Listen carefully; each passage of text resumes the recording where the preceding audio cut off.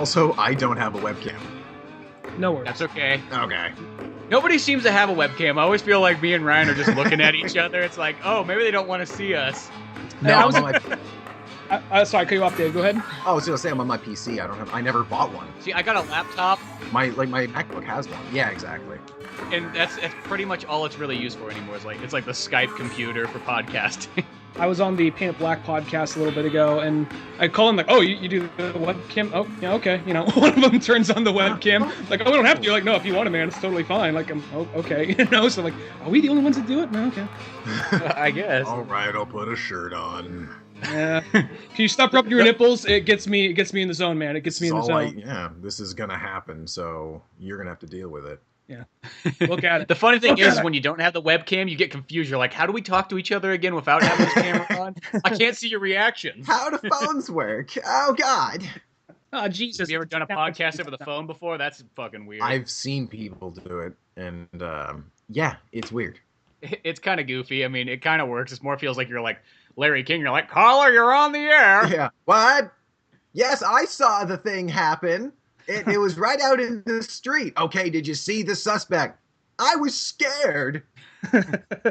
Okay, describe the suspect to us, please. We need visual reference. I want to say hi to my dad in Indiana. Fuck your dad. Describe the suspect. Hi, Mom. Okay, I gotta go. Oh, not even the dad. Caller 2, you're on the air. That guy was an idiot. Let me tell you, I saw the suspect, and frankly, I'm sick of his shit. And by the way, if Donnie Fantino is listening, you owe me some hedge clippers, motherfucker. Okay, I like to hear what you're saying, unlike that first guy. But caller 3, you are on the air. Just Oh, like I just want to finish up the whole thing. I'm like, I got kind of cut off there. So, hi, Dad. Fuck. God damn, is there only 2 callers on this whole place? my son was just calling out to me, and I don't want him calling into your shows. That's why I moved to Indiana in the first place. I used to like this show because it didn't have my son on it. That was what I looked forward to. My dumb shit son. He's a fucking cocksucker, I tell you. Literally, I hate that kid so much. It's not because he's gay. It's just, you know, it's all kind of coincidental. There's other things. I'm part gay on my dad's side. I have nothing against it. Yeah, you know, you get a couple guys together, you put up some mirrors, you whip your dicks out. I mean, it's only half gay. I mean, come on. We put pictures of ladies on the wall. Nothing to worry about there. Bounces it all out. From behind, everyone's a lady. Oh, man. Well, hello and welcome to the Old Man Orange podcast. I'd like to say that's how we start the day, and I'm Spencer Scott Holmes. I'm Ryan Dunigan. Today we have a very special guest. No, you don't. Yes, every day is a fucking special day to have a special guest, and we like to welcome, far from the short bus, special guest... David Razi. Oh, okay, that's the funny thing. He's like, I'm not fucking answering to the short bus. No, that's accurate. I'm from Canada, and we're on the short bus. And is this the internet radio I've heard about? Oh, yeah, don't you know? It's the greatest thing you gotta have here. Oh, gosh, gee, you know, we just got electricity up here, and it's something friggin' nice, eh? Hey, yeah, you just gotta throw a couple logs on the fire there, and next thing you know, the lights start powering on, and the computer comes on. Oh, it's all sorts of fancy, I tell you what. Oh, gosh, geez, you guys are real well fancy there. Well, you hosers don't know what you're missing up here. Oh. You know, trees and Actually, rocks and... Well, my house here looks literally like you could be there because I'm just surrounded by trees and rocks and animals and wildlife. It's like fucking Snow White out here. Oh, wow. Do they come and, like, drape your clothing onto you and sing to you in the mornings? If you sing in a high enough pitch voice, they'll do all that and more. Oh, That usually brings up the hunters. They come by and, like, pick up trucks. Like, there's one! They start, like, firing at all the deers and shit. Yeah, it kind of ruins the moment, I tell you. yeah. Actually, you know what pisses me off, though? The other day, literally leaving the house, and some douchebag early in the morning did the thing where he drops the tailgate with a whole bunch of trash in the back and just floors it up the hill. All the way up, fucking trash is littered all up the fucking road and everything. I've heard of that, like, as a joke, but I've never known that it, like, really happens. It's a very common occurrence, actually. Dumping in the woods, it's one of those things that it's just that thing that you see it and it fucking pisses you off, and then you realize that you could collect all the information out there. You're like, I got their postal address, I got ID cards, I got everything known to mankind. I got a photo album of these people, I got a picture of them down at the glory hole. You pass this to the cops, they're like, "Psh, yeah, we're not going to do anything about that. Doesn't mean anything. Could be somebody else's house he took." I just see you in like your basement with like a single light bulb kind of flickering, swinging back and forth. You have like this wall, this collage with strings leading to different pictures and receipts and whatnot. Oh, it practically is. I could go pull that out right now from the guys that jumped the stuff out there. Saw everything from that point. And that's not the first time. Actually, one of the times, though, people dump some good shit every once in a while. And I think what happens is they get their grandparents pass away or something like that. And they're like, well, fuck, I don't know what I'm going to do with this. I'm not going to go pay $20 to dump this off at the dump. So they'll just dump it out there. But I found like one of my first cameras in there. It was like a 1968 Minolta camera, fucking in perfect condition and everything. Lenses, the whole works. It's just like, some old fucking piece of shit, whatever. I never loved that old bitch anyway. They're like, fuck grandpa. For a while, for a second, I thought this was going like, oh, did someone just like drop their grandpa off some out in the woods or something? Like, oh, you mean your shit? Someone's grandma dies. I was kind of waiting for that. Like, you're like, okay, here's a trash bag. It's kind of heavy. Should we cut it open? Oh, God, it is grandpa in there. Drag the kids out there early morning. You know, Billy, you see that body out in the road? That's what happens when you die. Oh, geez. It's so much more glamorous in the movies. Like, oh, no, you're not getting a movie funeral. Okay. Yeah. Well, around sure here, she's not getting a music video funeral. Yeah. You're lucky if we leave underwear on the body. When you die next month. Yeah, mostly when you die, it's shameful and sad. And not sad as in like people crying, but boy, look at that horrible way that guy died. Glad that's not me sad. Jeez, what a putz. Yeah. This is a real cheerful thing you got going on here. I don't know how we're gonna have to like fly this plane back up somehow. No, let's see how low to the ground we can get. Let's see how low we can get before we actually die right here. 2 episodes ago, we opened the show with like, man, I don't want to go to work tomorrow. Maybe I'll suck a dick to get out of it. We'll see. I know, that's all I thought, because you're like, oh yeah, listen to the last episode. I'm like, oh, so you got the dick sucking 10-minute intro there. One of my favorite YouTubers heard me say that. Fuck. Okay. Yeah, get the dick sucking intro. Yeah, all right. That's how you start the night. Oh shit! I can't wait to see how it ends. Well, it's fun to start a podcast and get that kind of like, are you in or are you out? Like right in the beginning. Let's just get this over with. We don't want to. Look, we're starting with dead people and dicks, okay? Are you in for the whole thing here? If you don't like the dead people and dicks, especially dead people and dicks together, I know that sounds a little bit weird, but that's what we got going on the show, so get fucking used to it, like one of those kind. It's Woody Allen's next movie or something? Oh, jeez. Well, it's dead dick. It's like underage dead dick girls that you're technically related to. It's a whole bunch of fun, I tell you. Bring the whole family. Bring the kids. Well, Woody Allen would love that. Oh, I'm sure he would. Timely jokes. I love it. Say Tommy Lee. I said timely jokes. Nothing like those timely jokes about Woody Allen. I know. Well, nowadays you don't even get Woody Allen in a Woody Allen movie anymore. He's just too old. But yeah. Why not? Like, you got the Expendables and everything. We could have almost the Expendables of talkie pictures. Oh god, yeah, just like the really fucking old timey actors who can't really do anything anymore. Wheel them out for their cameo. Just don't. Just let them sit there. People will cheer. Don't give him any speaking lines. He might give you like a wistful nod, kind of a blink, if you give him like a wise old man role, but don't ask him to say anything. You got William Hurt. You got, who could be your Expendables for this? You got William Hurt, Woody Allen. You could probably get... Who's that guy? He's huge. Jaws, the doctor in Jaws. Oh, yeah. Richard Dreyfuss. Yeah. There's plenty of like probably 70s actors you can do. Robert Duvall. There you go. Yeah. And then you can have Edward Burns be the guy who's like taking care of this, like, since he's the younger talkie picture guy, you make him taking care of this whole like senior citizens adventure. Bill Murray, of course, the comic relief. Yeah, he's just like, fuck, I don't even want to fucking be. You would just like him for being Bill. Yeah, and he's just saying like that. I don't want to be here. That doesn't really fit in the scene. No, I think he really just wants to leave. Keep it in. That's fine. Keep it in. Oh, Bill Murray, he never gets old. He just walks out of the room. The whole audience just gets up and cheers. Oh, that Bill Murray! Like, no, he's not acting. You don't get it. He hates you. He just hates you. Showing nothing but contempt, just flipping off everyone. They pan as he leaves the set, and it breaks the fourth wall, and he walks out of the studio door. Oh my god, what a master stroke! Now I'm gonna give him a master stroke, and then he'll have a massive stroke. Yeah, that would at least back get to him dead body. And people are like, "Oh, that performance was fantastic." I think we should give him the Academy Award for this. Oh, this they'll year. never give him an Academy Award. Not when you don't show up in No, movies. he has nothing but contempt for the Academy and Hollywood as a whole. I guess I didn't know that, but that's not surprising to me. Oh, no, he's my favorite actor. I know shit tons about him. That's good. You never know when you're just going to randomly show up on Jeopardy and then all of a sudden they're going to start giving you Bill Murray questions. What? Oh, I won the lottery. No, this is Jeopardy. What? I don't fucking know. Like that Weird Al song? Oh, yeah. That's right. Or the time he was on Jeopardy. Fucking old Paul. Yeah. And then he lost, and they played that song because they're cocky assholes. And he was like nodding head, like, yeah, I know. Okay, I knew this was coming. Fuck you. Good old 80s song. Bricks. Fourth wall break within a fourth wall break. Has anybody ever seen Weird Al in concert, though? I have. And he, oh, shit. Yes, I've seen him twice in concert. Isn't that like the best concert known to mankind? The first time I went, I was like, I'm going to say 17. And it was unbelievably fucking amazing. He's got like a costume change every 2 songs. Oh, every song. Constantly. Yeah. Then there's like the big screen that plays clips of shit that he's in. So you don't have to like just stand there and like look at each other. You're like, oh, fuck, like he figured that out. 50s informational videos that he's like recut.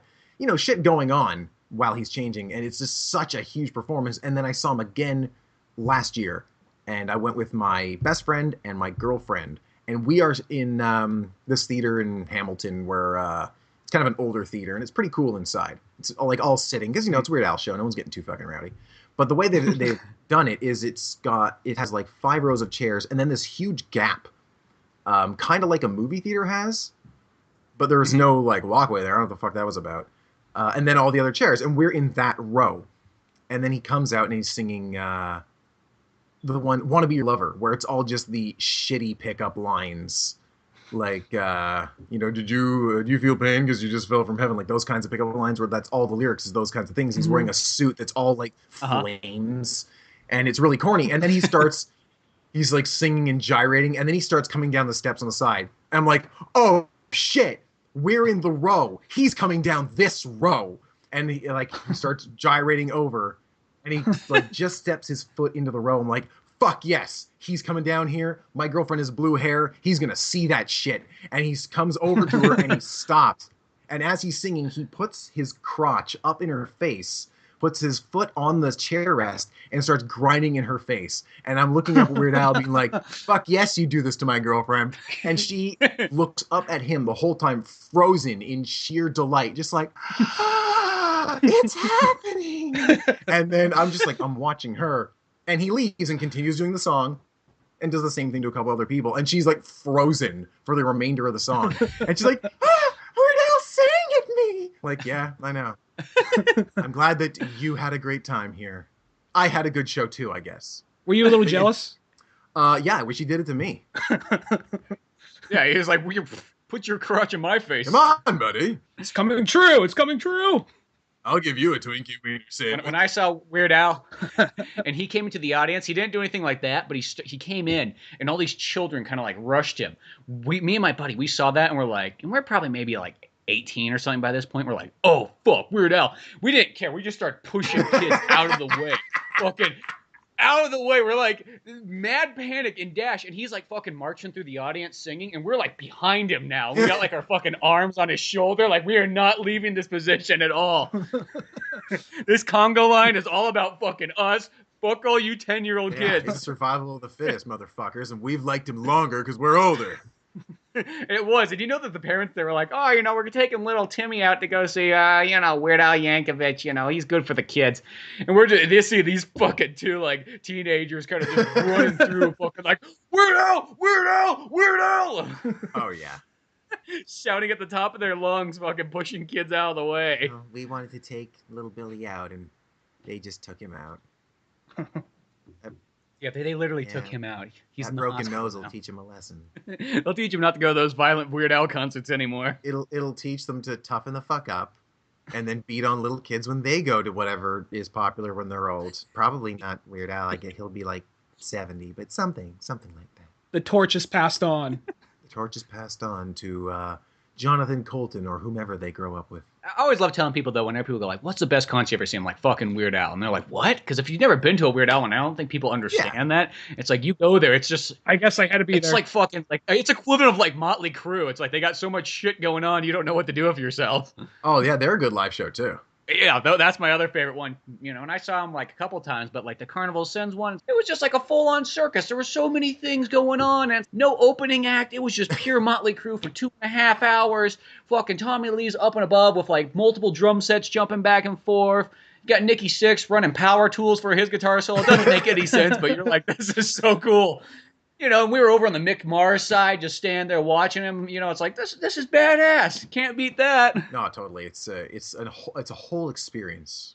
Oh yeah, it's just that fantastic thing. And it's like I wish more bands had that kind of like. I know they can't always afford those sort of things, but I looked at Weird Al. He's doing it like sort of on the cheap because I mean, this was like a county fair that I saw him at. It wasn't it. I'm not gonna say that the county fair is not like something special, but it's just like here's a fair. He's playing there, which always sounds low. Right. It's not thought totally. People hear county fair and they immediately think, totally lame.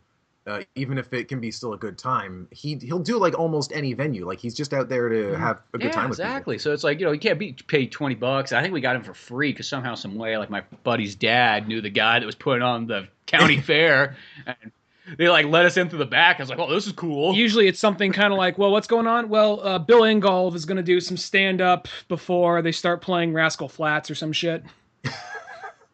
Yeah, that sounds about right, Or, at the State Fair in California, I gotta see Ted Nugent there and watch him shoot, bow and arrows on stage. I thought you were going to say audience members. Well, that'd be kind of cool, too. Well, he shot like Osama Bin Laden on stage. He had, a big statue of hhim.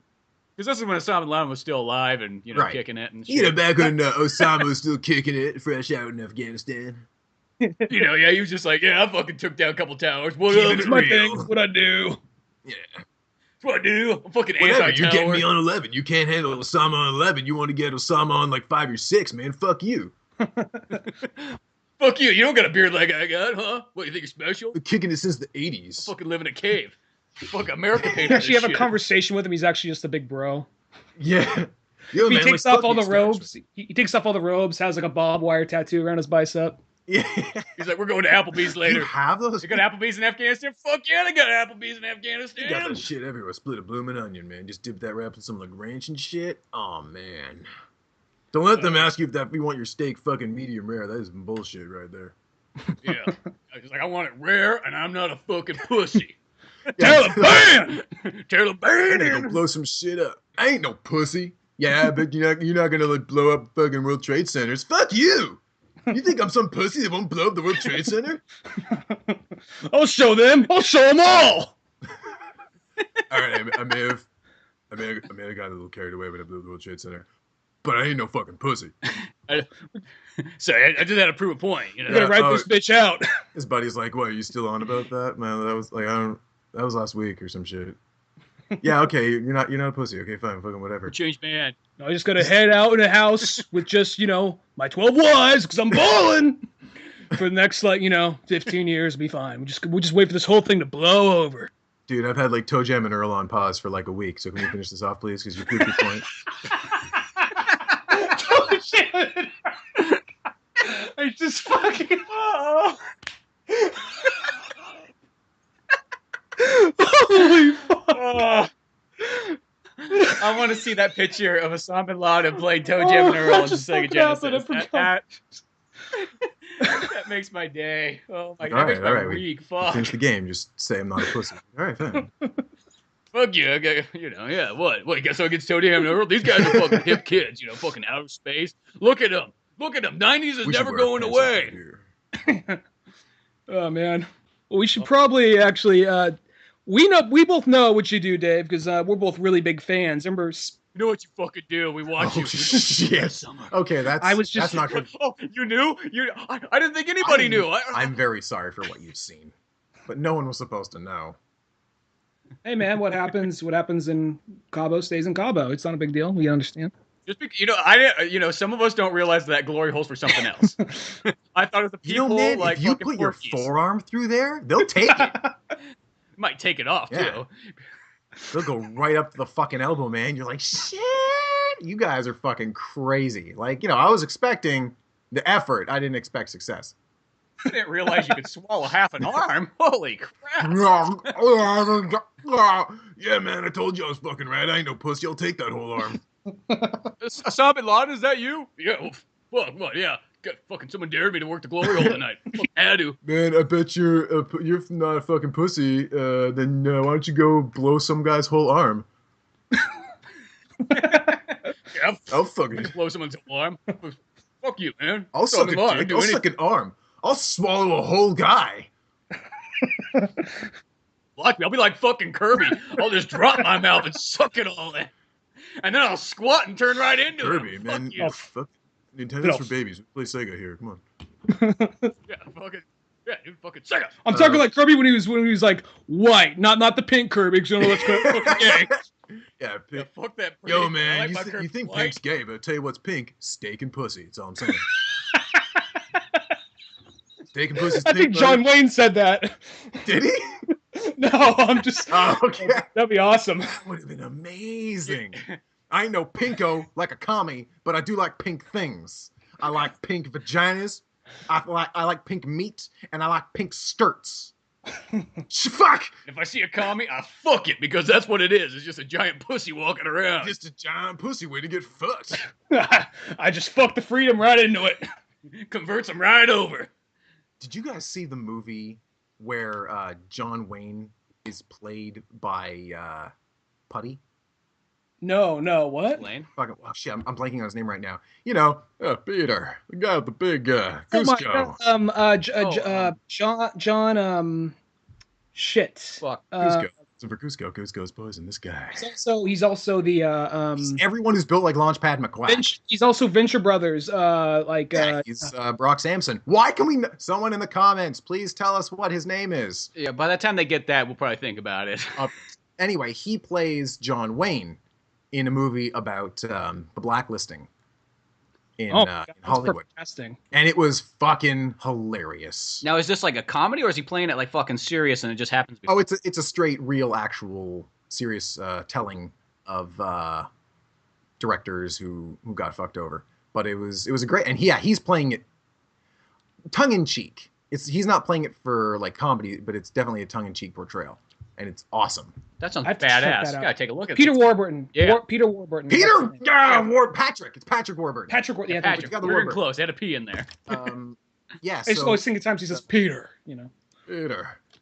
Yeah, that gets in there. It's called Trumbo, and it's about this director whose last name was Trumbo, who was a like card-carrying communist, like back when it was just like.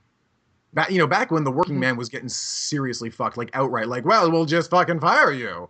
So, it was just like, well, we're going to do this thing in Hollywood and whatever, and et cetera. And so they were just, well, I'm sure you know the history of like blacklisting. Yeah, exactly. Like Well, there's that point where they're basically. like, yeah, we got you high. We know you're a big star, but you're still going to get your $200 a month. You see, Right. you got to be real grateful for where you are. I mean, not a whole lot of people are there, but you guys are walking away with so much air. I'm like, yeah, Not a lot of people are as famous as you and also on food stamps. So, you should be thankful. So he This is the Cranston movie, right? The Bryan Cranston movie? Yes. Oh, okay. All right. I know of this movie. I didn't know that's what it was about, though. Yeah, I heard a thing of it, and we were out, my girlfriend and I, with her parents, like a fancy soiree kind of night. And they're like, well, we're going to go see this movie. You want to come? And her and I were like, oh, this sounds really fucking stupid. Well, I guess you should spend time with your parents. And like 10 minutes in, I was like, oh my God, this is movie of the year. This is fucking genius. And I somehow had not heard a thing about it. Because, it's a slow, thinky piece and people don't give a shit. See, I like when movies, though, when you go into them and you know absolutely nothing of what you're seeing. Oh, yeah. And then all of a sudden it starts unraveling. You're like, oh, fuck. Oh, this is what it's about? That experience in itself, you just can't capture that magic without being just randomly surprised with weird fucking movies. I try and have for years to avoid knowing about movies as much as I possibly can if I think I'm going to want to see them. Because, you get that surprise. And there'll be that moment where you're watching a movie and it's like 15 minutes to the end and you're like, hey, there was that thing in the trailer I haven't seen yet, so I know that's coming. Yeah. I guess that means this guy dies. Or you get those, because nowadays trailers have gotten kind of bad where they just end up spoiling. They almost give you like, here's the short and simple of what this movie's about. Beginning to end, all 3 acts, you know what it is, and then you just kind of come in to see like the fill in between. It's kind of like, oh well, You You know. used to watch a trailer like, well, I don't need to see that now. See, that's why they gotta do trailers. Like we talked about on the earlier podcast, we talked about like Clockwork Orange, but I was like, that trailer on that movie for that thing is like doesn't really tell you anything except for this movie's just gonna be fucking out there and weird, and it just keeps playing super fast, just flipping through all kinds of different scenes and different words all at the same time. Yeah, I mean, like, I can't even imagine a trailer for that movie. Well, 'Cause there's it would never do it justice. there was also like I kid you not, this one does it justice. Actually, it's actually a pretty good trailer. Well, I'm just Look thinking at- of like a standard trailer, right? Yeah, because the thing is, it's not a standard trailer at all. It's like so fucking bizarre. It's literally just like random quick images from the movie and just saying violence, sex, and it's playing like Beethoven's Fist, like da da da da da da. Actually, not Beethoven's Fist. The da da da da da da da da da da da da. It's playing that song just rapidly fast, and the cuts are super fast. They're like second cuts and everything like that. It's just literally flashing this movie at you, fucking like Alex sitting in the chair. And then there's also like I think we also there's that period in time where you'd kind of like go to a movie and then you see like, oh fuck, there's the trailer for Spider-Man or whatever. Now it's kind of like, well, you kind of see it bit by bit because they just drop so much information online. So now it's like not even surprising if you go see like, oh, this is the trailer I heard about, because you probably saw something for on YouTube on it like a week ago or something. Yeah, That's true. You go to a movie as a kid and they'll be like, coming next summer, and then it's like, Ninja Turtles movie. You're like, holy fucking shit! There's a Ninja Turtles movie? and then you go back to school and you tell your friends, you're like, dude, you're not gonna believe this. There's a fucking Ninja Turtles movie coming out, and your friends look at you like they're like, the fucking Ninja Turtles movie. We've been talking about this for years. No way, man. No, I was in the theater with my parents this weekend, and I went to go see Ghostbusters 2. And there's a trailer for it? Like, no, you didn't. There's no fucking way they're making a Ninja Turtles movie. Fuck you, man. There are. Yeah, now, of course, it'd be like, rumors say that they're maybe in the works for making a Ninja Turtles movie in 2027. Okay, well, I guess I'll look forward to that in a decade. Yeah, at least I guess it'll give me something to do on a Thursday later in life. Well, they're doing. Oh, go ahead, Simon. Oh, no, I was just going to say when I was working at Walmart, that same thing happened. Some guy was who was as into Transformers as I am. And he's like, they're making a live-action Transformers movie! And this is, like 2001? It's 2001. And even then, I guess I had this subconscious wisdom, and I was already like, oh, that's going to be terrible. Oh, no. But I was like, well, that's 6 years from now. I guess a lot can happen. And then there's just 6 years of me getting sadder and sadder. Because it kept on getting pushed back. Like, it's coming. Then it finally came out like in 2007, I think. And it was like, that's not the 86 movie. I think it was, 2007. And you watch that and you're like, this isn't Transformers. This is just a monster movie. Well, nothing can beat the 86 movie. That movie is so damn good. That's an amazing. And it holds, the older I get, the better that movie gets. Oh, yeah. It's, actually, about that movie, I was born the year before Transformers came out. So even though I love it, I only ever saw it in repeats, in syndication. So I was at my friend's house, who was the older friend. He was a couple of years older, but your parents are friends. So he's like forced to hang out with this little idiot. Yeah, it's and he's like, oh yeah, fuck, I guess I gotta hang out with Dave. All right, fine. Well, I'm watching the Transformers movie, and I look at it, and I'm like, it's clearly the actual genuine Transformers, animation, voice actors, everything. I'm just like, this isn't fucking Transformers. Like, people die. I'm like, no. Is this like some sort of like import or something? Like, this isn't. I'm not counting this. Like, I was just like, no, that doesn't count. And it wasn't until I was in like high school, I was like, oh wow, I guess that was like a big deal when it came out. I was just like, no, this is dumb. It's not the same somehow, because it looked different. They, the later characters, and they were killing off characters. Just no, I'm not gonna. But watching it now, it's a fucking masterpiece of animation. Oh yeah, even with all its minor flaws. Yeah, and those flaws are so minor, if anything. But even that movie too, I remember as a kid, it's like, oh my god, they fucking said shit in a cartoon. Oh yeah. And it was like, this is still before like I saw Heavy Metal or anything like that, or Fritz the Cat, or so, like real rated R cartoons. But yeah, but it's still, it's like, what the fuck? And I remember even as like that still blows me away to this day and age. I'm like, I mean, obviously the '80s was a lot more open as far as that went for that. Actually, I heard a fantastic explanation of why they have Spike say shit.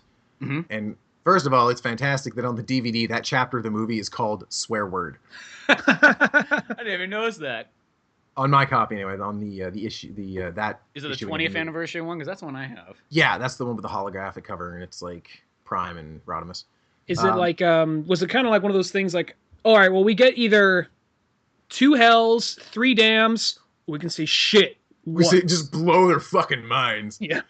we say cocksucker? No, No, you can't say but cocksucker. it was even more clever than that because, we all know the truth of it is that, Transformers and lots of shows were made to sell toys, which is fine because, the people watching it don't give a shit. They have this narrative they get to follow, and it's fun.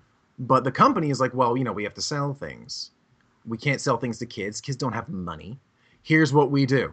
We make this movie just for kids. Wait for it. Check this out. We stick a swear word in there. Now it's PG. Now their parents got to go with them. So when little Tommy says, Mom, I really want to get the Rodimus Prime action figure, they're like, oh yeah, he was the orange guy. I remember what he looks like. Now they know what toys to buy because they were with their kids in the theater.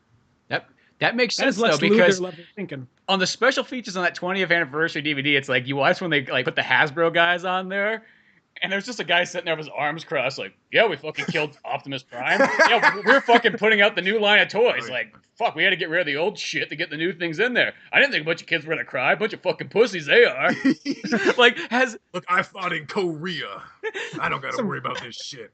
Some Rush Rumble guy. This guy has no fucking care about what he works for. It's just literally I was making a profit. I was using children to get money. Yeah, what about it? It's what we fucking do. Hasbro out. Mic drop. Yeah, Hasbro. And then you'll just get some poor writer. It comes in, he's like, hey, yeah, I was, writing during the Transformers time, and we wanted to make it feel really epic, real sad. These characters were really beloved and everything like that. It cuts back to that guy. Fucking pussy. I told him, you write something in there that kills these fucks, and then we're going to get some more money because I got an idea for a bunch of other new characters. It's going to be fucking awesome, I tell you. God, I cannot bitch and moan enough about the Floro Del Rey, who did the character designs for season 2 onward.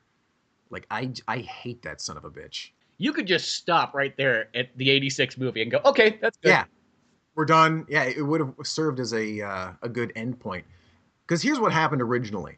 They had a Japanese guy in Japan. Real Japanese guy. You got the real deal there. They got the real deal. So they got this Japanese guy, and they're like, okay, we need character designs. Here are the action figures. Here's what they look like. Make them look like anime characters that look, like a fucking cartoon. They move and jump and shit. Make them look good. And so he did. And they looked really good. But of course, you have to simplify it for animation because it's, the more lines and details, the harder it is to move them around, and they're trying to save money. And they're real. So they gave him to this guy, Floro Del Rey, who was also, in addition to this, a huge fucking asshole. And he would pretend to be other people on message boards about him and be like, no, he's a genius, fuck you. So he was not Japanese. And so, here's how art goes. Japanese and then everyone else. I don't know where the fuck pretty much. Yeah. So he gets the designs and they're like, okay, you need to simplify these just a bit. So he does, and they still look fine. Then season 2 rolls around and they're like, all right, Floro, you're our guy. Here's the new toys. Design figures off of the models for these. And if you look at the character models from season 1 to season 2, there is a stark, unbelievable failure of design.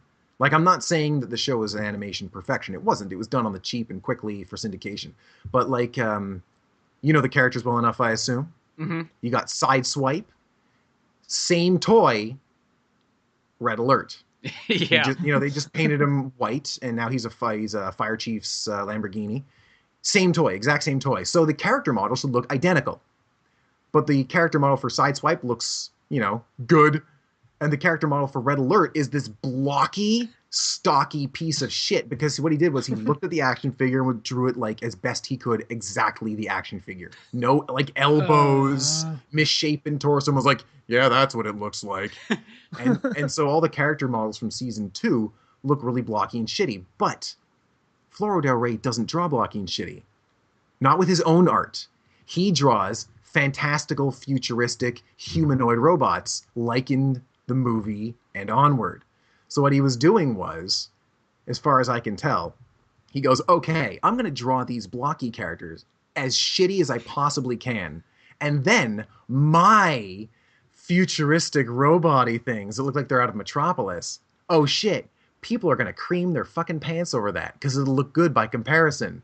The problem is that they were so weirdly proportioned that they still needed someone else to come in and fix them so they actually look like people. If you just look at the character model for the original, the prototype character models for Cup and Scourge and Galvatron and Rodimus, and then compare them to what they ended up looking like on the screen, you're like, oh wow, yeah, no, he can't draw. Like good concept art, but it's not fit for animation. Huh. Well, So he was just like, I'm gonna sabotage this. Yeah. Well, it's funny you should say that because we got another guest, Denzel Ray. No, I'm joking. Oh shit! I'm gonna fucking kill you. He's like, I swapped all these message boards to talk about how cool I am. I heard you guys talking about me using my Floro del Rayometer, and I flew through the internet immediately to shut you down, sir. And like someone in the comments like, I highly disagree with you. I think he's the greatest artist that ever lives. Like Floro del Rey, like 47, Rock's 47 or something. Rock spelled with 3 X's. Oh, undoubtedly. Yeah, he's just the worst. And you know, that would happen all the time where they go off model for old animation. I mean, it happens less and less now because everything's digital. Well, and nowadays it's like I feel like you can't get away with that nearly as much as you once could. There's a time period where it's just like kids are fucking stupid. Like we can do anything we want. Anything. We'll buy this shit. Yeah. Because sadly enough, I always felt like in the '80s that was like almost the motto at any place. Is they were just like kids are a bunch of fucking idiots that we can sell stupid shit to because their parents got a bunch of fucking money. Well, that's what I mean. And they the had '70s are kind of like that too, but. Well, the '90s were kind of like there's still some of that, but it was kind of starting to end. But there's still a little bit of it. Like they had the '90s Sonic the Hedgehog cartoon, the Saturday morning one, which was which one? The Saturday morning one, the one with Sonic Princess Sally. the Hedgehog. Too fast. Oh, Nikita. I fucking love that show. It's so bad. I love it. I just love that. That's got the best theme song out of almost any cartoon show. But then they had the one that like was basically trying to rip off like the Roadrunner bits, Yeah, and that it was came out. Yeah, and they just totally like, and they're like, well, you know what? This one has a lot of character development. The characters change. There's actually it gets kind of dramatic at times. They did like not brightly colored everything. They tried to go for like some realistic backgrounds and stuff. It was not anything you'd really see now. Mm-hmm. Yeah, definitely. Well, because it was going off like, Batman kind of came out, so it let a lot of cartoons go that darker route and take a more serious tone. But sadly enough, a lot of those shows couldn't last for some reason. Like people just said, nope, parents don't want that. Change it. Yeah. There's a sort of... Oh, go ahead, man. Sorry. No, you go ahead. I was going to say... Go ahead. Speak! There's this thing where it's just like, yeah, well, you know what? I think kids are too stupid to fucking get it. So let's just put up one that's like really loud, really fast, and it's just kind of like Roadrunner and Wile E. Coyote verbatim, only poorly drawn and animated. So yeah, get that shit out there. Well, let's be honest. It's total animated GIF fodder for the modern age. Yeah, that is true. I hate that hedgehog. But okay, I will say Dr. Robotnik's Mean Machine is a pretty darn cool game. Yeah, that's true. Even though it's based off Puyo Puyo Pop, but still. Yeah. There was this sort of, and there remains to this day, although it's getting a little better because you've got the younger kids growing up, this bizarre mentality, like, kids don't have imagination, they're dumb. Like, kids are not stupid. I mean, they are. But, like, they're dumb with things like, that we would, because they're learning and shit. But, like, the emotional stuff and appreciating other things, they're not stupid. They get it. Mm-hmm. And so when you dumb down cartoons, then they don't get better and smarter to meet the media that they're presented with. Mm-hmm. It's like if you talk to a kid like a baby, it's going to think like, oh, that's how an adult talks, I guess, because that's how they're being spoken to. So you have these shows, like a perfect example, Weird Al. He had a TV show, I'm sure you recall, that ran for a season. Yep. And it was a live-action Saturday morning show, for anyone who is not aware, and it was the fucking worst. And I still love Weird Al, mm-hmm. But that show was terrible, because he was like, I have this idea for a show, here it is. And they're like, okay, great. We love your idea for a show that is all kinds of wacky fun times for kids, but there needs to be morals, and it's got to be really fucking clear, and we would like to have you repeat the morals every 5 minutes, and there's got to be X, Y, and Z, and it just became this development hell where it's like not even the same fucking show. And if you watch the DVDs, his commentary, he's just like, yeah, well, here comes this and that, and like, oh, this is fucking terrible. He doesn't give a shit about it at all. And after a season, ABC or NBC or whatever the hell it was on, they're like, okay, we're canceling every single show in our morning, no matter how good it's doing, cancel everything. And he was one of the ones that got canned. Yep. So they made him make this horrible show, and then they canceled it. I do think that nowadays, that's at least the upside. If you're a child nowadays, you get I mean, I guess now you have choices, so you can watch a bunch of stupid shit if you want to. But at least there is you kind of get some programming that can be kind of good. You know, when they make a cartoon, you know, you look at some of them and you go, oh, well, that, you know, they put some effort in there. It's like, you know, you look at like Core or something like that. You're like, that's a show that, you know, if that would have came out when I was a kid, I mean, like, I would have totally understood everything in it. But I like how you can watch it as an adult and go, oh, I still get it. You know, it's fine. And that's how it should be. It's good for, yes, it's good for kids and adults. But we have that problem in the West where we say kids are for babies. And, you know, our cartoons are for babies. And kids you know, are for babies. Kids are for babies. Cartoons are for babies. I just imagine a kid coming home. They're like, a kid coming home like, God, Dad, why is it dinner already? And there's just a baby in an armchair or something. God, Dad, you fucking suck. I've been working at the playground hard all day. It's like smoking a stogie. You ungrateful little cocksucker. I'm sorry, I'm very fucked up on drugs right now. I meant to say the cartoons are for kids. Like, you know, it's just for dumb babies or cartoons, doesn't matter. When, of course, we have all these good examples of shows that adults can enjoy too. But, you know, again, over here, it's like that dichotomy. Oh, adult cartoons? You mean like Fritz the Cat? Like, no, I don't mean like fucking Fritz the Cat, okay? Not everything has to be like rape and sex and murder and genocide. Like, well, he's like Hitler in one of them. Isn't he like Hitler in one of the Fritz the Cat's 9 Lives? Yeah. Or he's an assistant to Hitler. He is. Which, I have to say this. I really wish people did say, you mean like Fritz the Cat? Because I don't even hear that one. Okay, true. But like, it's so like adult. Yeah. But like adult cartoons are too adult and the rest of cartoons are too childish. Like we don't accept that it's a fine medium for anyone. It's just how you write the story. Mm-hmm. Exactly. In the States, there is like, I'm not sure if you guys had this over there. I mean, do you guys get, I'm assuming you guys get Cartoon Network or some form of Cartoon Network in Ontario?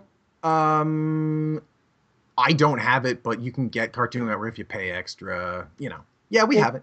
There's a period, this is probably back in like late high school, and there's a period where my nephews were actually, my brother and his family moved in with my family for a little while, and I would see what all my nephews are watching.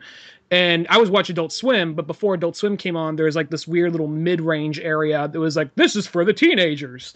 And not all of it was all that well written, but a lot of it was kind of like that mid-range. Like, okay, they'll say, they'll like, it's like PG-13 kind of, but it's still definitely aimed at someone who's 13. And it was kind of like, they wouldn't say like shit or anything like that, or there wouldn't be any sex jokes exactly, but it was definitely trying to go for someone who between the age of 13 to 16. And they're trying to do that. I mean, none of the shows are that good, unfortunately. And maybe they're still on, I don't know, but they're trying to do that. But, you know, I think we'll probably get there one day. Do you remember any of these shows? I think one was called Total Drama Island. Oh, no. Yeah, there's that one. Oh, I'm sorry. I'm sorry for Canadian cartoons. And then there was one that was like, what was it? There was, that one wasn't that bad, but there was one that was like called The 16s. It was a bunch about like... It's called 16, and it's about 6 teens hanging out in the mall. Hanging out in a mall in like, I think they're supposed to be like Edmonton. They're all Canadian shows. Those are Canadian shows? I feel now they're Canadian. They are unabashedly Canadian. Anytime there's an outside shot, they make sure to show a Canadian flag. You know, which is fine. But like... Have you heard of these shows by chance? I feel like I didn't know those were Canadian shows. I can't help but notice. I guess I just noticed because I'm Canadian. But I mean, there's lots of animation up here, I guess, because labor's cheap, which is fine. You know, we'll take it. Bring it on. We need the money. Our economy's bad too. So there's lots of Canadian shows, and they have that look of Total Drama Island 16, where it's that animation, where it's all in flash, chunky outlines. 16, I kind of didn't mind for a while. Of course, I was younger. But all the rest of them, I cannot fucking stand. I only saw like a few episodes of like Total Drama Island. I'm like, oh, it's whatever, you know. Right, but I mean, there's so many like fart jokes in every episode. Oh, there were? Oh, okay. Oh my god. I remember there was the fat kid who would always be like picking his nose or whatever. Yeah. Or there's always like I don't know. There's always like I only see, I think like, not just, I'm going to say Western cartoons, not American, but there's always hey guys, what's going on? That's what's his main attribute? He's fucking fat. Oh, as far as we got. Yeah, there's just too many of these cheaply made Canadian cartoons. And it's not that they're Canadian that they're bad. It's because it's cheap. Yeah, it's just cheap to make them here. And so it's like, well, we'll make a cheap cartoon in Canada, and it's even cheap by our standards. You know, there was once upon a time we were making like Reboot and Beast Wars and that kind of shit. Oh, back when Mainframe was doing stuff. That was all done in Vancouver. Yeah. Like that was back in the '90s when we had our shit together, animation wise. It That, took back years in the day later. when dubbing Canada was dubbing to the DBZ still. That's right, man. It was Rock the Dragon time. Idiot style. Didn't we do Sailor Moon, or was that done in? I think it was too, because Yeah. those were all like. I was thinking in the '90s, that was kind of when they were starting to like implement animes back in again. So they started off with like Sailor Moon, like about '94 or something like that, and it was that Samurai Pizza Cats. A samurai. Yeah, but that was more like based off more Ninja Turtle stuff. Yeah. But then they started, then 90s was DBZ came in and all this stuff, and then that was the humongous wave of anime. Where before, you think of like Speed Racer in the '60s, and people watched it, and they knew something was slightly different about it, but they could not Yeah. pinpoint to what it was. That's true. I was going to do an anime. Sorry, if you're going to finish your thought, I should let you finish your thought. I can't remember what I finished at, but I'm continue sorry. on. It was just going to be something about, you ask an older person. Okay, I forgot. We forgot to mention what I do. I make shitty videos on YouTube, and I was going to make an episode, a lengthy episode, because a lot of times I get asked about anime and my thoughts on it, because apparently it's a very divisive thing. If you like it, you suck, or if you don't like it, you don't appreciate art, etc., etc., etc. So I was like, you know what, I should address this at some point, because like everyone, I have an opinion, and it's amazing. So I said, It's okay, better than the next person's. it's better than everyone's. I know actually- you all think you have good opinions, but I have great opinions. I actually want to know what you have to say, because I first off will say, like, because what your show is. Let's just say what your show is real quick. Just in case, because if somebody came in, they're like, who the fuck is this David guy? Where'd you find him from?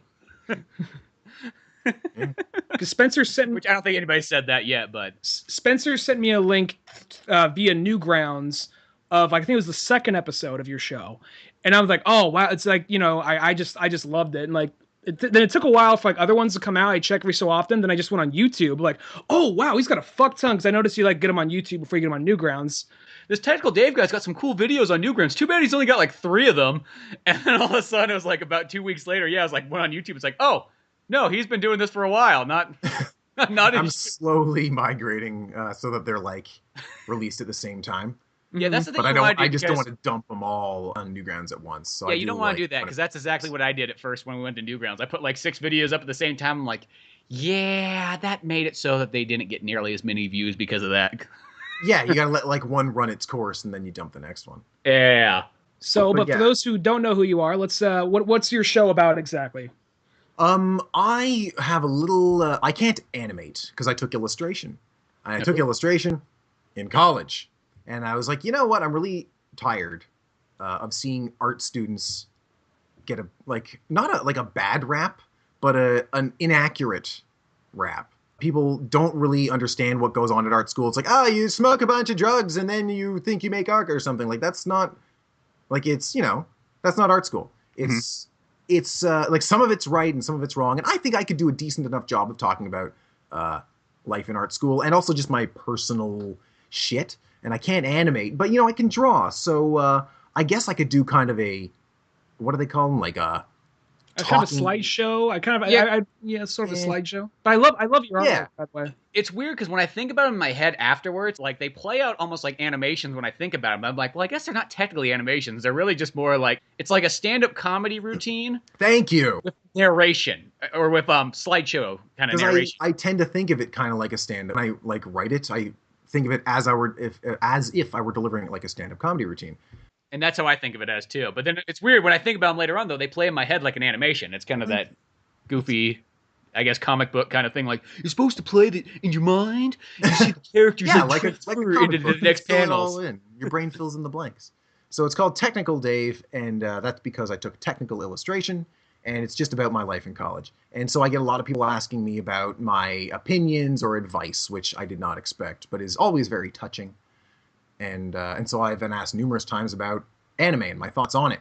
And I keep meaning to do a very in-depth thing with clips and examples, but of course that can be pretty dicey with copyright. But I'm sure I could do enough, like short enough examples or whatever.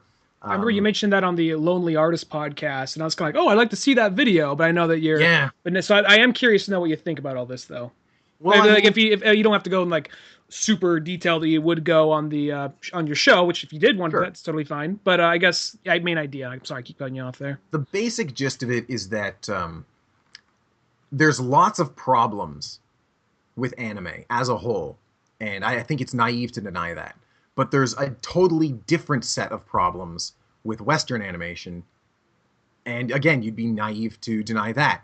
But they both have, and anime just means animation in glorious Nihongo. So it's really, when you say anime, you also mean, no, I fucking don't. Anime is clearly different, and that's fine. And, cartoons, as we call them, that's like saying manga and comic books and bande dessinée, they're all exactly the same. They're not. They're essentially the same thing, but they're delivered in a different way, and they all have their own nuances. So anime is, on the whole, great. Like any type of media. There's all kinds of great shit in there, but there's also all kinds of awful shit. And there's, they're intertwined. There's so much of Western animation that led to anime, and there's so much anime that directly influenced, completely replaced, or was adapted into Western animation. I mean, most cartoons that people remember from the 80s and 90s were anime or were made in Japan. Like the Ghostbusters, the real Ghostbusters cartoon is one of the best cartoons of all time. And if you look at it without any audio, you'd never know it was anime. It wasn't anime, except that you can tell the lips are moving to what they say, which anime doesn't do to cut costs. But it's also like, you look at Batman, the animated series. It's not animated by anybody in the West. Yeah. And in a sense, it's kind of a long time ago. It's been a long time since any mainstream show has been actually full-on animated anywhere in the West, because a lot of times they just shovel it off to somewhere else. It's like, we got to do all the fun stuff. We think up the idea. We draw some of what the characters are going to look like. We voice them. We do the big stuff that's going to put our names at the beginning, and then we'll put all those other, all the heathenous worky people bees, all those dregs, animators. Yeah, totally. It sort of depends on where the story's written and where the character design is done, and all the worker bees elsewhere just get to fill in the blanks, and who gives a shit, apparently. I was just gonna say, trying to separate anime from Western animation is pretty dicey, oftentimes almost impossible. It's foolish for anyone to say they flat out love it or flat out hate it, because everything has its problems. Mm-hmm. That's kind of true. That's a good Because I always think about, we've talked this before on the podcast, but when anime kind of got the big boom in the late 90s, early 2000s, in that period where you were just hunting, and anything that came on anime, you fucking loved the shit out of it, because that was all you got. You were grateful. Yeah. And you could go back in time and go, man, I love that show so much. And you go back and watch, you go, ooh, huh. Yeah. Oh, dude. I really like this. But the other thing, too, was that was a period where you kind of put down, or at least I know myself and others included, you would almost put down American cartoons at that point. You're like, yeah, just American stuff. Not nearly as cool as Japanese. Not nearly as adult as it is over there in Japan. Yeah.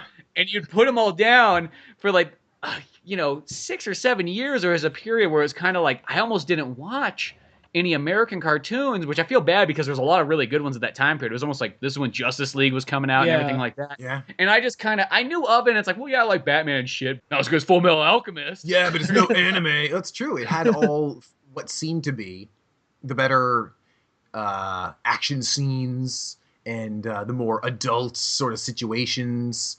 I mean, not necessarily all the time, but it seemed that way. And it's why would I even look at this plebeian level cartoon when I could be looking at a man blowing the planet up with his mind? Exactly.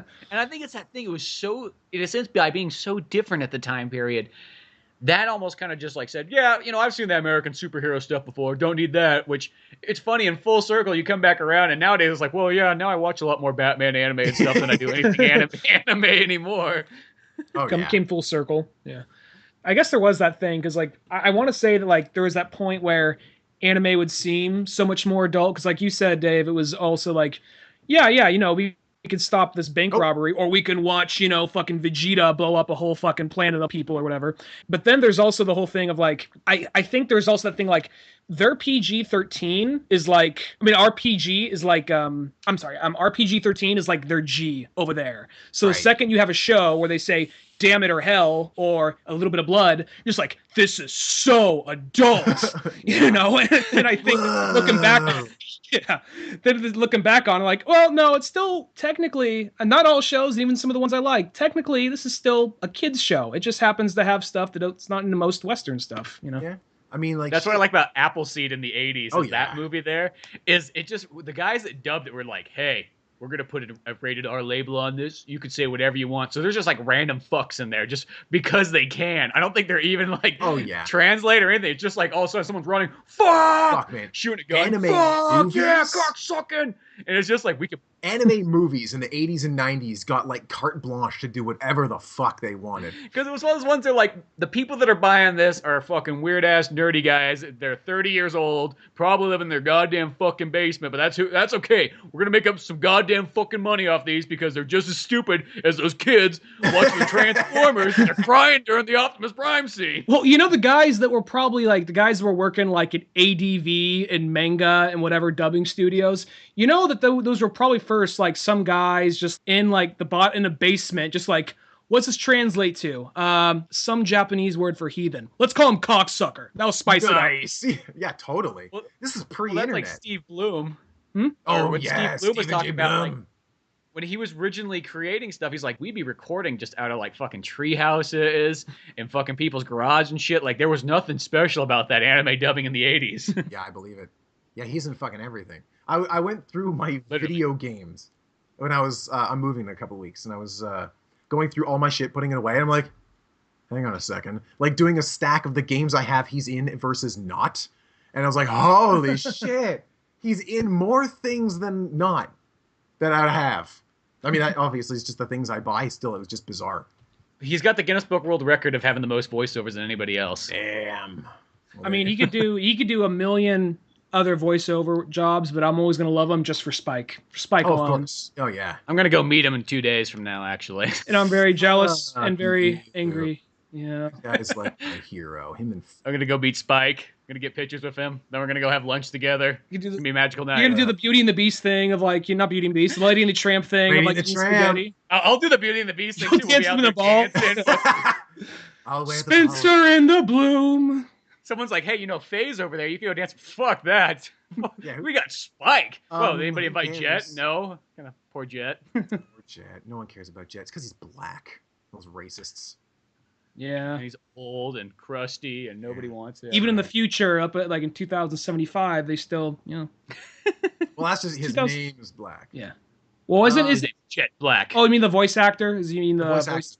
His name's Jet Black in the credits. Oh, okay. Oh, yeah, that's right. Jet Black. Yeah, duh. Okay. Well, and the voice actor's black. Okay, I didn't know that. Like, I'm joking, that's why the voice actor gets screwed over, but he is also much older. I was also kind of like, I was just like, oh, is he black? I could never tell. Okay, you know, it was one of those things. Oh, yeah. Well, Although I maybe he's light skinned or something. I thought he looked a little tan. well, maybe he's just one of those super pale black guys. I don't know. Maybe, just maybe. Okay, sorry, there's something we were going to say regarding. I was just going to say something. Shit, I lost my train of thought. Doesn't matter, it wasn't important.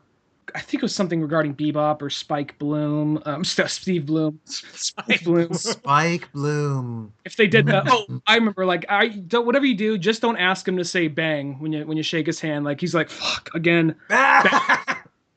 Bang! Yeah, come on. Yeah. Do it. Do Come the on. catchphrase. Do it. Well, it was You know- not. It was not necessarily the catchwords. It was the catchphrase. It was his dying words, and I think that's what makes it so much more significant because that's what the character goes out on. And if you look back on episode 13, which was of course my personal favorite, the 2-part episode that spanned seasons 1 and 2, you'll recall. So why aren't you guys stopping me? Why are you letting me just keep going like this? I want to know where this goes. Don't let me have enough rope to hang myself with. Oh no, there's like, well, I do remember because there is the debate. I'll stop this soon, but there is that debate. Like, well, did he really die? It's like, yeah, he fucking died. Like, well, he could have just passed out because of his fucking wounds. Like, no, he's fucking dead. They said a star is gonna go out when he dies. You wait to the end of the credits, you see the star die. But people come back from the dead all the time. Oh, I yeah. saw a thing with the writer, and he's like, well, he's dead unless we ever made something else. Oh, there you go. Like, if we ever, I like that one. He's dead unless somebody wants to Yeah. give me some more money. it's like if Then someone he gave is me a shit ton of money, alive he's and suddenly well. alive. Exactly. He's dead until I get money. And So here's you the want thing. you want him back, nurse? Give me the money. Look, I love that. I think that show's perfect as it is, and it could totally end and be fine and still be one of my favorite shows of all time. But if they suddenly did say whole other season, I'm like, okay, here you go. Yeah. Yep, absolutely. Where do I put my card? Where do I put my card? Yeah. Yeah, just I will anyway, throw money at Japan if that's the case. all of it. Everyone there. Just gets, like I already do, but still. Well, that's another thing about like guys like us. Like now, people forget how quickly the children of our times forget. We have the internet. You can get anything from anywhere. That was not the case in the 80s or even most of the 90s.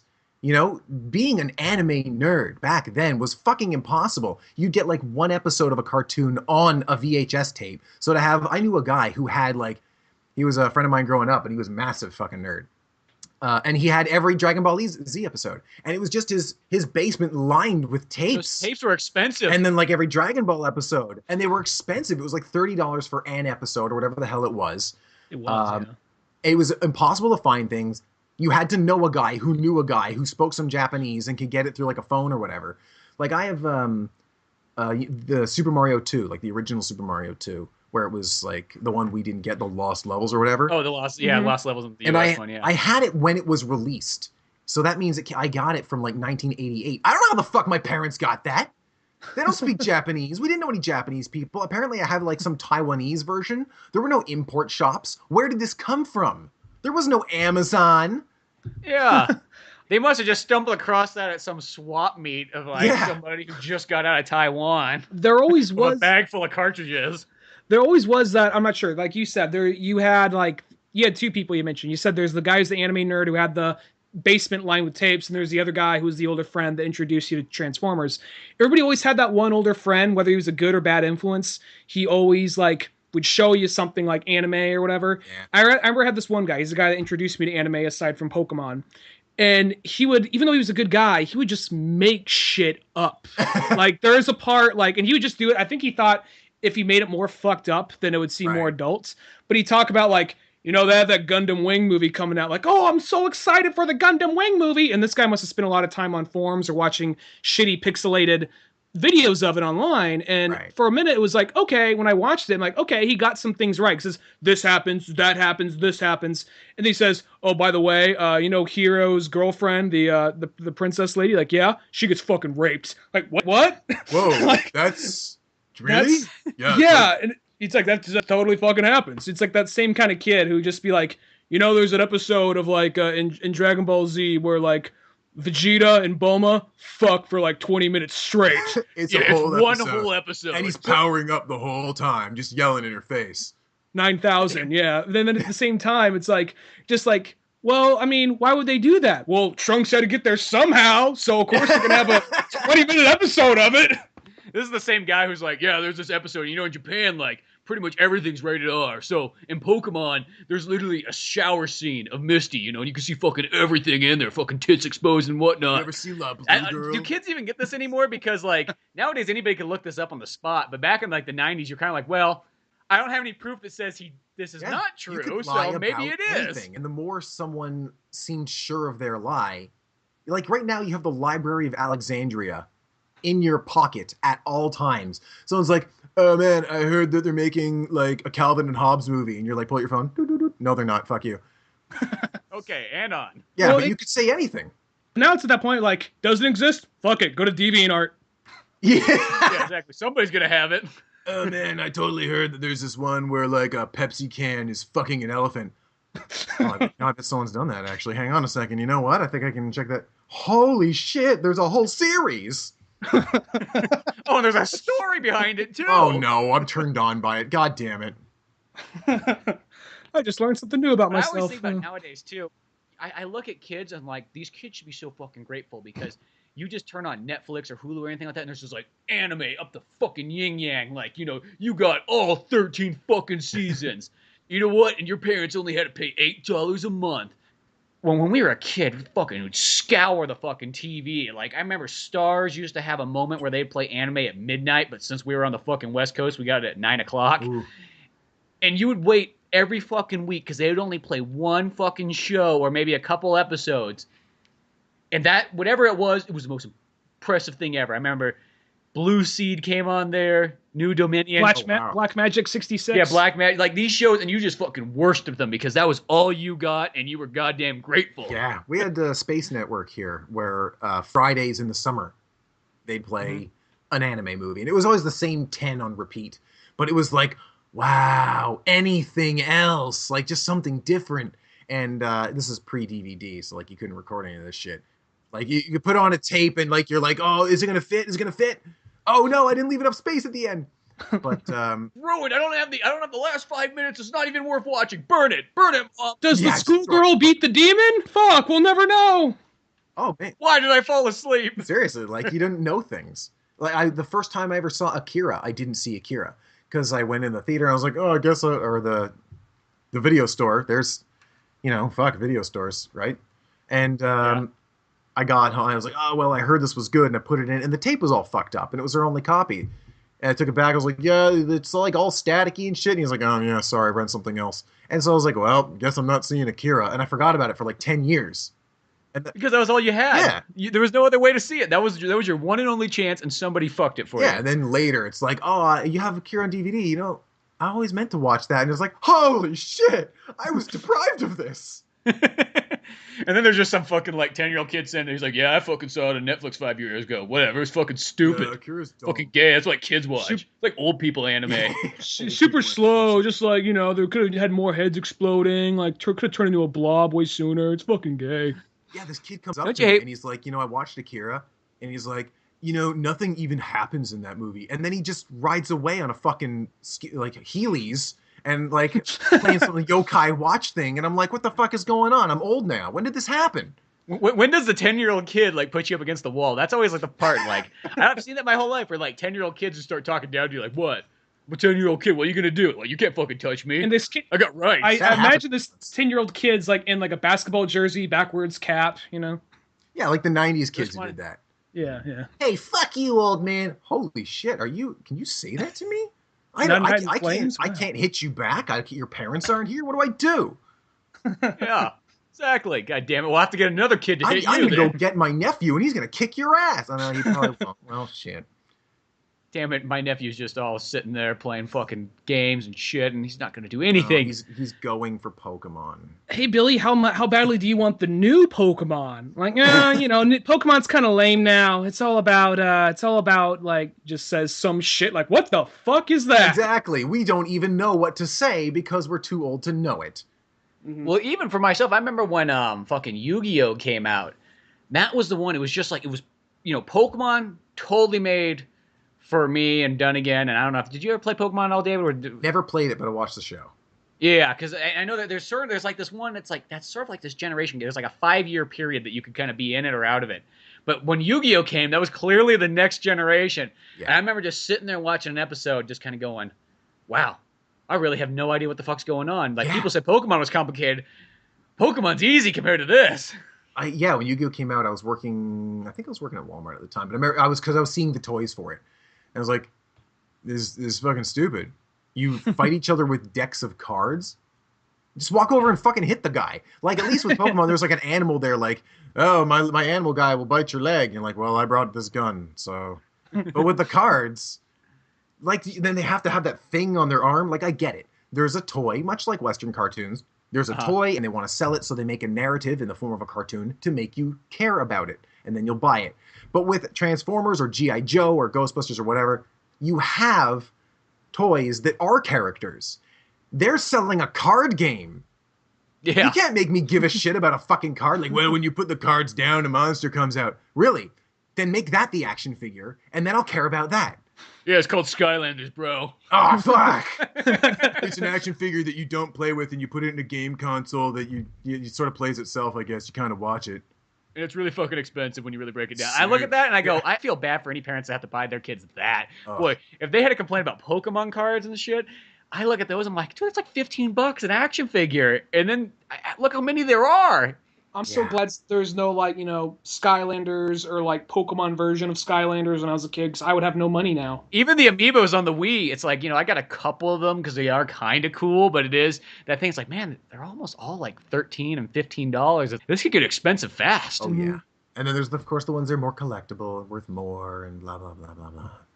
Crooked bastards. Got to catch them all once again. What a fucking clever marketing move that was. The best one. Got to catch them all. It's Pokemon. I'll be the Pokemon master. Destroy the great evil. Ha ha ha. Yeah, that whole bit. You have a big American cock. American dick. Well, I guess it's pretty good size. Yeah. Sure, he said I have a pretty big cock. That's pretty good. That's a lot, actually. Like much later, of course, Aqua Teen Hunger Force, where MC Chris has the song where he's trying to get kids into rap. MC Pee Pants. Yeah. Like trying to convince the kids through rap to give him money so he can build a drill to bore into the center of the earth. And it's like right in the lyrics. And I remember that line. There's another They're all version. like- It's just like, if I get enough flies here, then that means they could like secrete enough acid, which would make a drill, or which make it like bring enough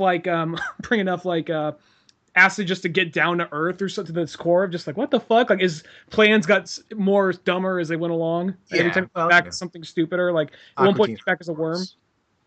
Yeah. Yeah, he was a different animal every time, right? He was like a spider, and then he was something else. The movie, he was a fucking fly. He's just like, hey man, what I'm eating? This is shit. It's some Yo, good man, shit. what up? That's some good shit. Yeah. MC Chris, he's delightful. It's funny when you go back and watch that show and just watch really how simple that animation is. Oh, yeah. There's like, it's done in Photoshop. There's no animation. It's everything just cuts to like different frames whenever they need to sort of move. It's kind of amazing. It's like that right there would have been a good time to be in on that job. That would have been a good time to be me. If people think that Tech Dave has no fucking animation, look what we were putting up with back in 2005. 12-ounce But mouse. do people send you messages like, it'd be better if you had some fucking animation in this? Yeah, I do get messages like, this would be better if it was animated. And I don't think it would be, because it's really more about what I'm saying. If I did a different show with like a straight narrative, yes, it should be animated. But I really don't think Tech Dave would work as a fully animated show. No, I think it works because it reminds me of like when people also animate like stand-up comedians and they just do it like in pictures, sort of like that too. No, that way, like the story's actually in the audio. And in fact, you don't even have to look at the fucking screen if you don't want, and you're gonna know what's going on. Yeah. It's not like it's two characters having a conversation back and forth, and then something cool happens in the background. And you're like, what's that? Yeah, what? What's going I hear on? Sound effects.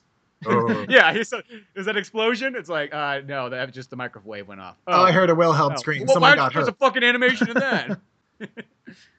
Well, I gotta say that I really do dig the show, because the show is like, aside of being really funny and actually very like interesting views and all that, it's legitimately pretty heartfelt and at times pretty heartbreaking. When you like the whole like episode about like, there's the breakup episode, but not even so much that. There's the episode before where you kind of say like, oh yeah, I knew this was the end and all that. You know what I mean? I mean, I'm not doing it justice right now, but when you watch that episode, it really kind of sinks in. I do get people asking me like how much of it is made up, because I think a lot of people assume that it's fictional, and if it were fictional, it wouldn't be very good. Mm-hmm. Like you could write better if you're making shit up. Like it wouldn't make sense to make this, but the point is that it's real. I mean, obviously there's some fictionalized things, but whenever there's a serious conversation, I try to be as honest as I possibly can. You mean there's not a T-Rex with a visor in your class? Oh yeah. Yeah, oh, that happened. Well, that's like we do. We're like still this, Facebook friends, yeah. We have this British show we do about two rabbits and everything like that, and one rabbit's all like happy and super excited, and the other one's kind of like sad and depressed. And literally, like when we came out with like first couple episodes of it, a lady came up to Dunigan and said like, "I saw that rabbit one you had.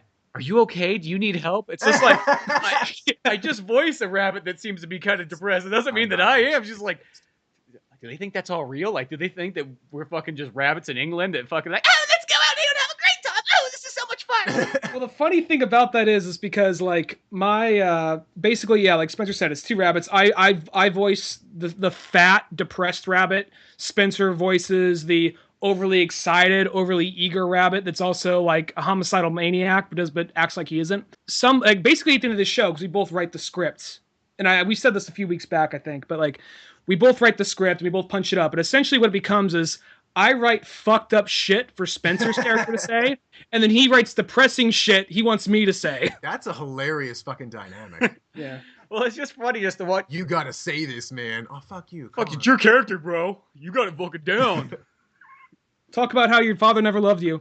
Okay, I guess I'll go do that then. Oh, jeez. Yeah, so, but I think it is like sometimes, even though like you said, like sometimes the more like, even like if it is exaggerated, the best stuff obviously comes from little bit of life experience or something like that, or even if it didn't happen to you, just kind of what you pick up from other people, you know? No, yeah, that. Yeah. Which that goes without saying, but it definitely that goes without saying, but definitely shows that Well, I like it's to all think pretty that people personal can within the tell show. the the more like the realer stuff, people can go, oh yeah, that must be real, so it's more important. I hope that comes through. It seems to. Well, what I like about it is it's got like a good relatable quality too, because you know you just see those things. I think like the one where like the parking lot at the school and all the fucking problems that go with that. And it's like, exactly. There are so many problems with that. I remember I had a George Costanza my way out of a parking ticket at school once just for dropping off a goddamn camera. You know, there's just so many problems with that. And that's what I like about it. There's just all these relatable things where it's like, oh yeah, I know that. I know that type of person. I remember those kind of field trips and so on. And it's like, I think that in itself works great in the relatable way there. There's one actually. Oh, I cut you off. Go ahead. No, by all means. I was just gonna stroke my own ego. Yeah, we'll suck your dick and you stroke the ego. Yes. Back to the beginning of the podcast, yeah. Suck the whole elbow. No. Anyway, there was I'm curious to know. There's the episode because there's the episode with the guy who it's not from your perspective, but it's some guy who has to mandatorily has to go in. So many people thought that was me. I'm like, he looks and sounds different than I do in every other episode. Why would it be me? And then he just talks about how much it's very well eloquent, but it's like this very poshy yet just fucking douchebag that just fucking hates everybody at the art school. I'm curious, what's the story behind that guy? How would he get in there? Because I love that episode, but it's just like the vocabulary he'd use, like who I'd hesitate to call my superior, or things like I see what was a student, but now a shell of a creature with its eyes sunken in as he drank tea through black. Yeah, I had a lot of fun writing that. Probably my biggest. I mean, it's really hard to say what your influences are because you may not even realize they're influencing you.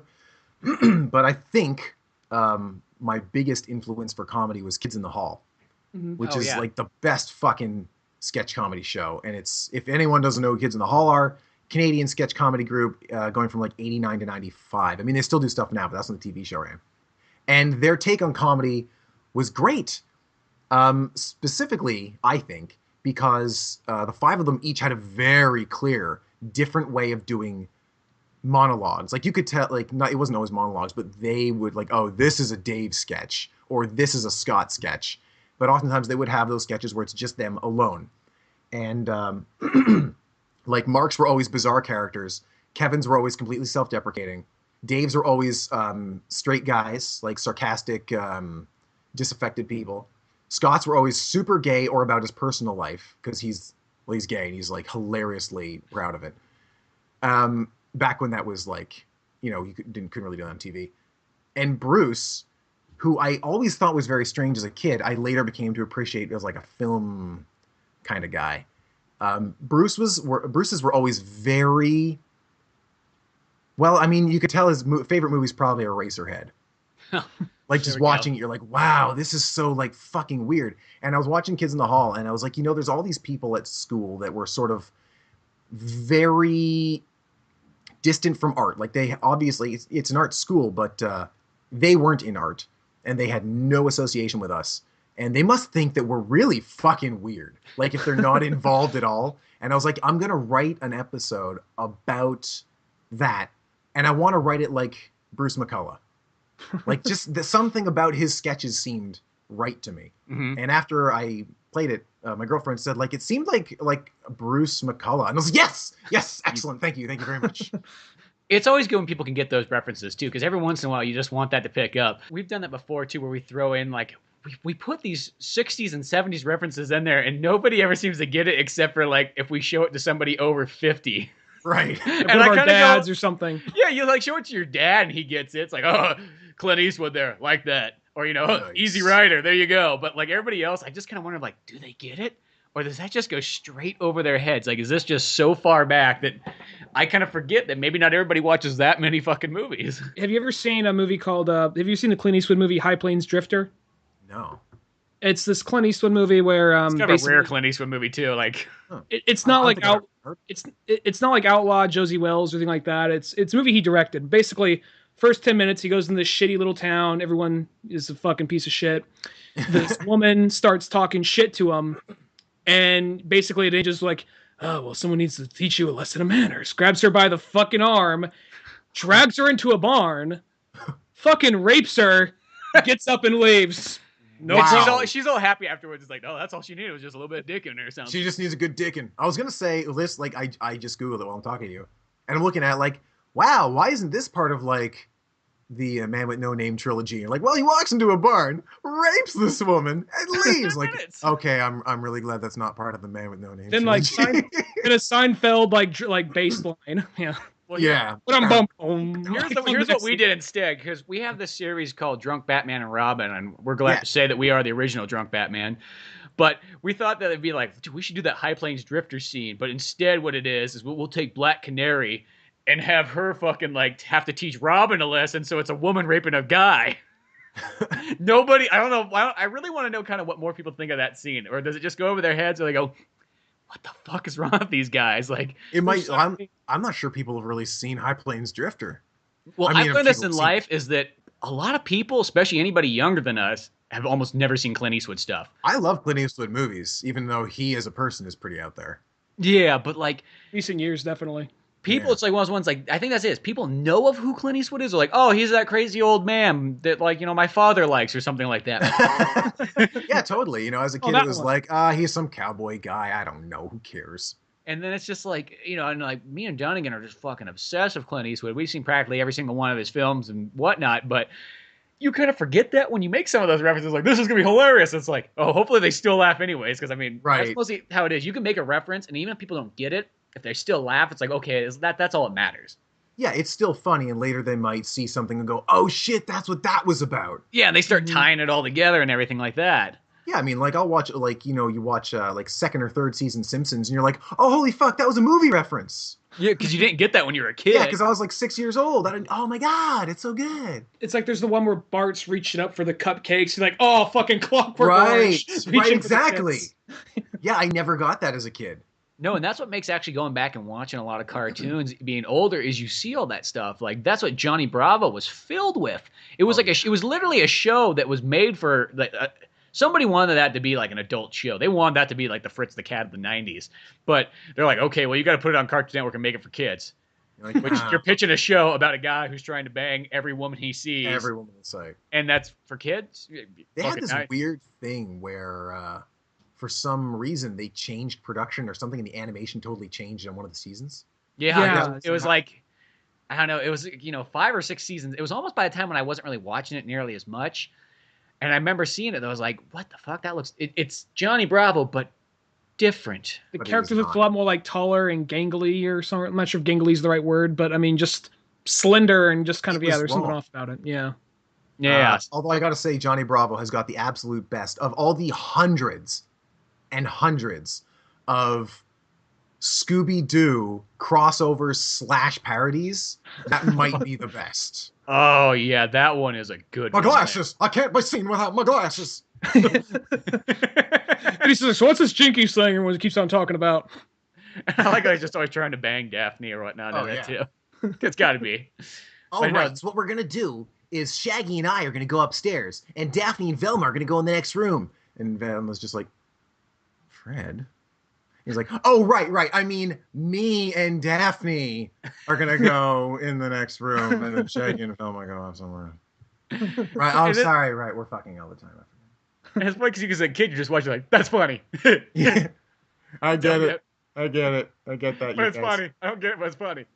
There's something there. My dad's smiling in the next room. I know he gets it, so I'm going to laugh too. I know, my dad loves Johnny Bravo. Do you guys remember... Scooby-Doo Mysteries, the super kids version where they're supposed to be like 8 years old? A puppet named Scooby-Doo? Yeah. Oh, was that it? Yeah. Scooby-Doo, yeah. And in every episode, there was a guy named Red Herring. I don't remember a guy named Red Herring. I don't remember that. There was a bully who was like 2 or 3 years older. Oh, yeah! And at the end, and Freddy always thinks Red Herring is the bad guy. And I didn't get the name Red Herring. No, you would never get that. And then it's like, I bet it was Red Herring. And it's like, no, it wasn't him after all. And I'm like, geez, that guy's an asshole. When's it going to be him? Like, it's never going to be him. It's never going to be Red Herring. There's also, I remember they had the dance numbers, and they, for whatever reason, did the Charlie Brown dance, which their arms are down at their waist. Oh, but they're shuffling in place, doing that Sonic the Hedgehog, like, spin wheel thing when they're moving really fast. Yeah, that's right. I forgot it had that involved in it, too. Yeah. Yeah, that was...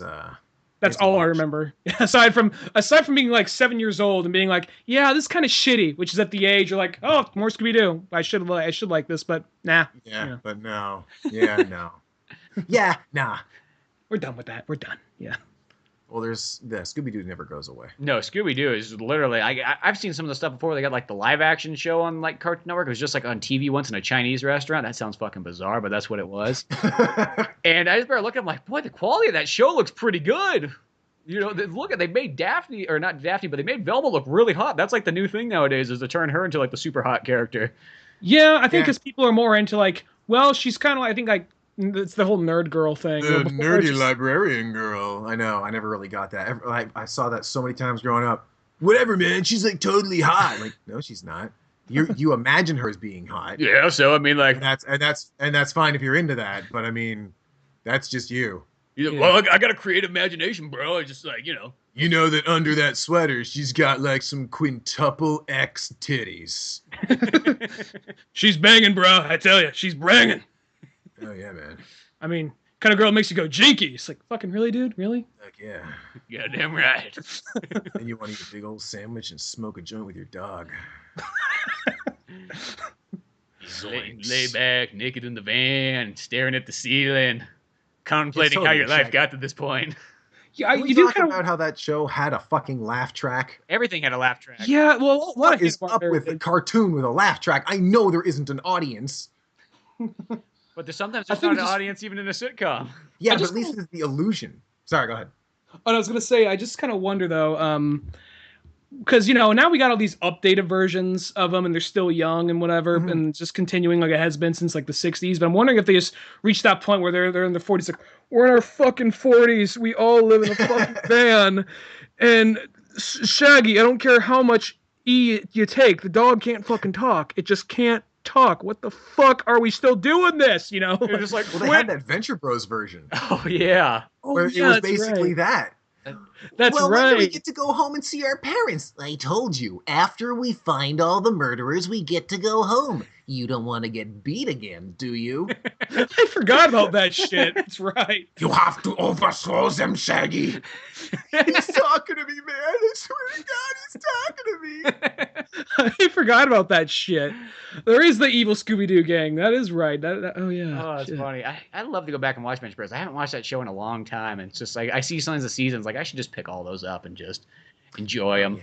Dave, being like, since you know all the, you know, no pun intended, since you know all the technical sides of like, you know, design and artistry. Technical. Whenever you see like some of the, say the earlier like Adult Swim has a lot of, you know, like just random ass shows, and some of them are high quality, but there's the earlier ones you're talking about. Like, do you ever look at those? Like, how the fuck did that get made? Yeah, sometimes like a lot of the earlier William Street stuff. Mm-hmm. A lot of it is nepotism, which is, you know, that'll happen. A lot of it is just people taking a chance. They're like, you know, I've got this totally wild fucking idea, and some executive or whatever is like, you know what? Okay. And you're like, holy shit, really? Like, almost no one really pitches things, and they probably should. More people should pitch things. No, and you're like, well, it's hard, and no one's gonna like my stuff. But then those people who, what's that saying? He who dares wins. Yeah, exactly. Because there's only one way you're going to know. It's that kind of thing. Just might as well pitch it, because what's the worst that's going to happen? You know, they're going to tell you no. Well, fuck, you pretty much have a no already by not doing anything. Well, what if they reject me? I just don't think I could take that. Like the George McFly thing, where like everyone's so afraid of trying. Yeah, it's just like, and artists are awful for that. Exactly. I'll cut you off, Spencer. Go ahead. I can't remember what I was going to say now. You go ahead.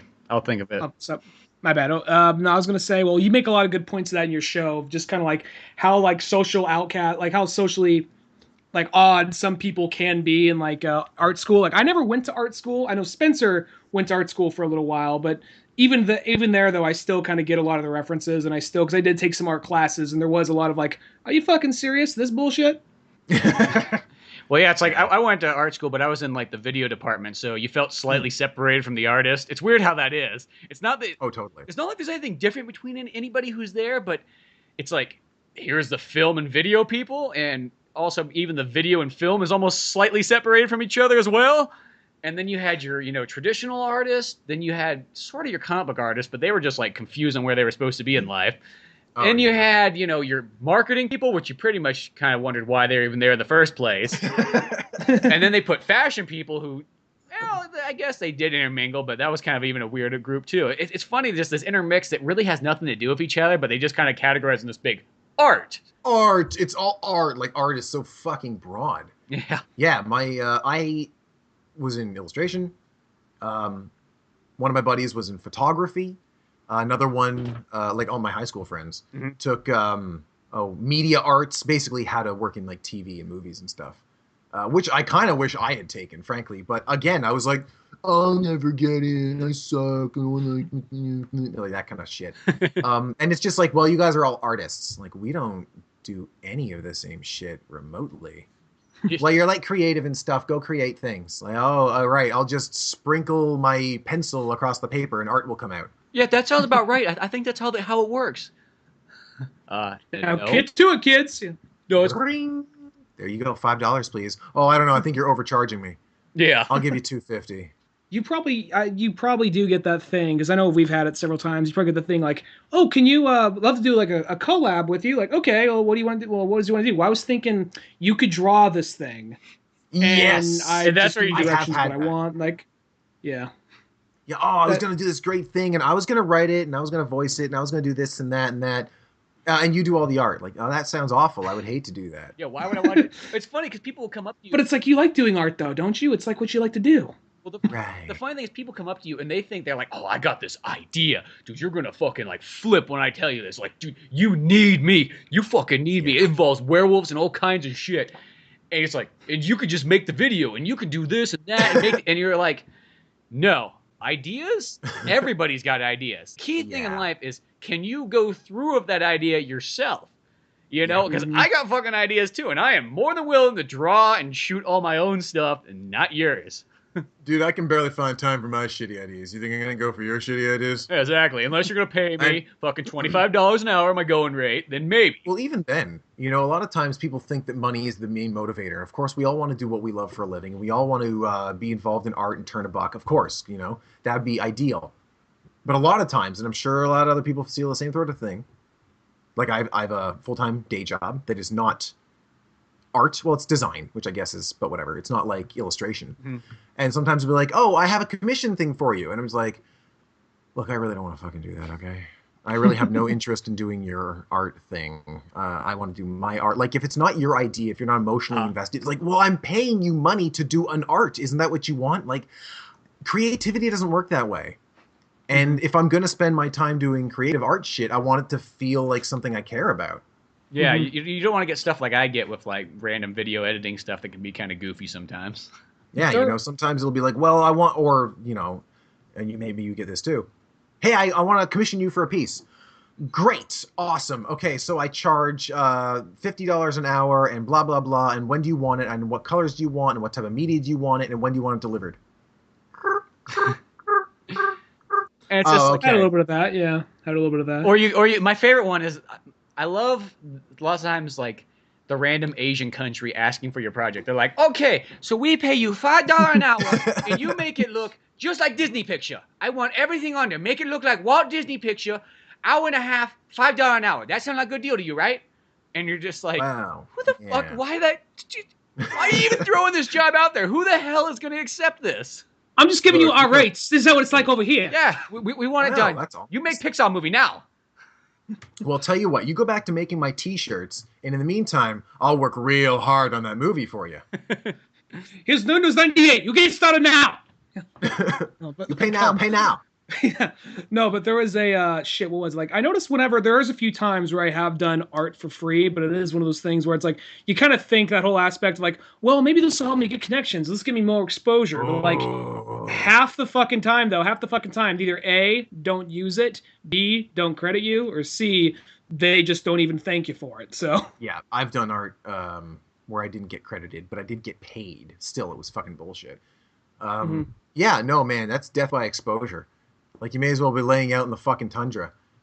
And that's one of the things, like, when I was in college, we had a business class. And my business teacher was awesome.